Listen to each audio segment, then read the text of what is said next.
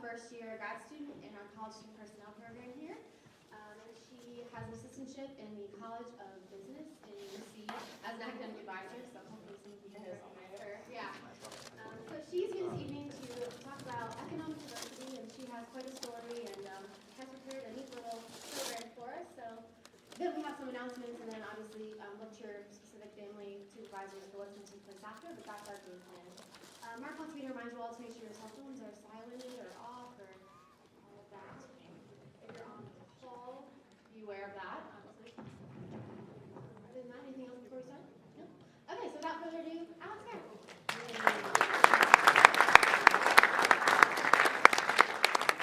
So, is this thing on? Yeah, I guess it's on. Can y'all hear me? Yeah? Okay. So, thanks for having me, and as Rachel said, yeah, I'm a first year in the college student personnel program here with many of your awesome hall directors, so a round of applause for them real quick.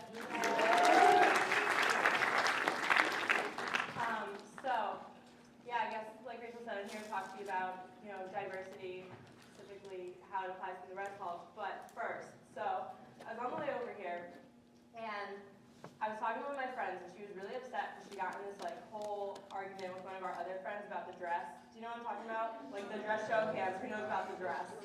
Yeah, okay, the dress.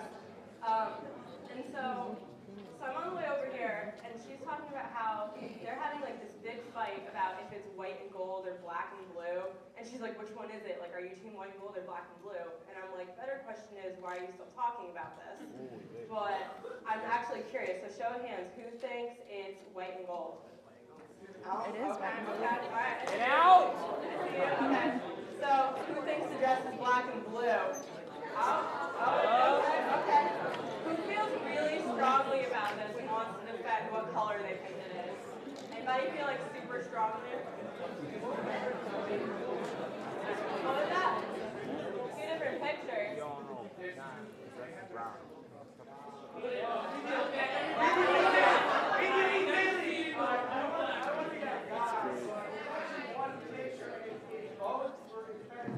What happens is my art teacher freaked out about this. Okay. Our eyes focus, the amount of light just over time our eyes would happen, so it depends on how you're it's basically how much is exposed, what the light is. So if you turn the brightness of your phone down or up, sometimes you can see it. But it's different for every eye. How do y'all feel about that? Do you agree with that? Check. I tried that. Didn't work. Still black and blue. All right. Listen up. You want to hear what I think? Yes. Yeah? Okay. So I think, to me, it's kind of, understandable that people see different things, right? Like what you just said, different people, different eyes, the whole cone thing. I took a bio class once. It kind of makes sense. But the thing that I couldn't understand was how people can get so mad about something like this dress, right? Like you saw that, what just happened in here?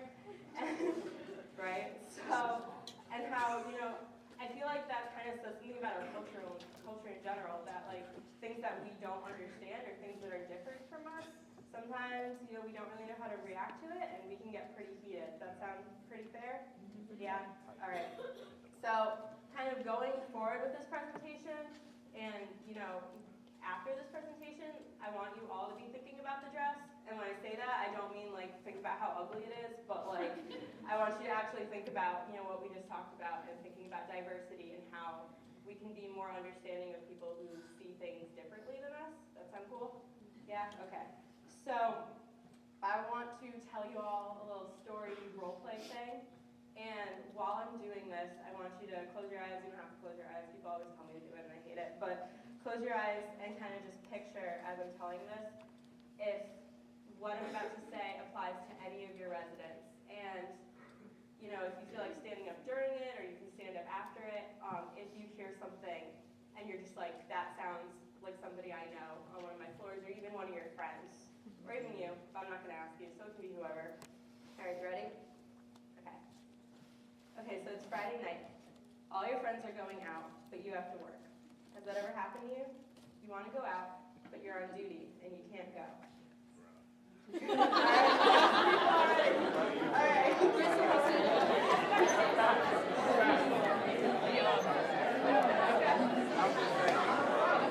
Wait, there's more. There's more. I promise you. So, right, you're on duty, you can't go. Are you imagining how that feels right now? Your friends are all going out, and you're like, I'm on duty. So now, imagine that it's not just bad luck that you're on duty tonight, but this is what happens every time your friends ask you to do something. Okay. So, whether that's going to a party, going out to eat, going to the gym, basketball game, I don't know, whatever y'all are into, you can't go every time they ask you. So think about this. You finally have the night off, and you want to hang out with your friends. But they're all going to a restaurant. Where's some good restaurants around here? What do we got? Yes. Okay, so they're going to all those places, all of them. But you can't afford to go. So, you tell them to go on without you, and you're like, okay, I'll see what my other friends are up to, since y'all are going out to eat. All your other friends are going to the basketball game tonight. Yay, URI, Rams, something. But unfortunately, you can't afford tickets. So you can't go to the basketball game with them. And actually, you don't know it yet, but you're never going to go to a single sports event at URI the whole 4 years that you're here. Some of you might not like sports and you might not care, but others of you, you're never going to go. So your roommate and your friends don't understand why you never go out with them. You try to explain that you have to work all the time, or that you don't have money, or you don't even have the time to go out with them even when you're not working, because now you've got all this schoolwork to catch up on from working all the time.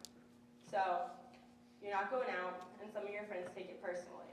Others of your friends have their parents paying for most of their stuff, so they don't get it. They're like, so it's Thursday night, Friday night, Saturday night, Sunday night. I don't know how many nights y'all go out a week, but they're going out, and you're not going with them.